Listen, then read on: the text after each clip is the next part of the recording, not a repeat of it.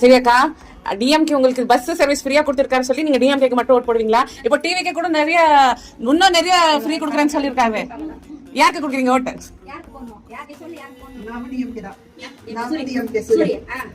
நீங்க சொல்லுங்க. அதான் உங்க பேட்டி எடுக்கிறேன் நான்.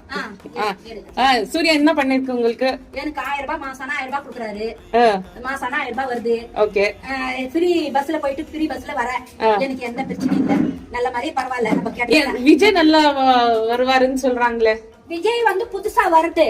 அவருக்கு அரசியல பத்தி தெரியுமோ தெரியாதோ நம்மளுக்கு தெரியாது.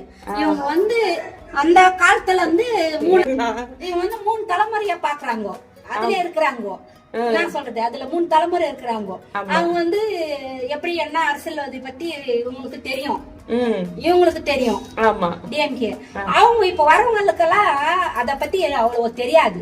ஆமா, கரெக்ட். நீங்க கூட கோலம் போட்டீங்களா? விசில் கோலம்? இல்லப்பா, நான் போடல. நம்ம இஷ்டப்பட்டதான் போடணும். போடக்கூடாது. விசில் கோலம் போட்டுருக்காங்களா?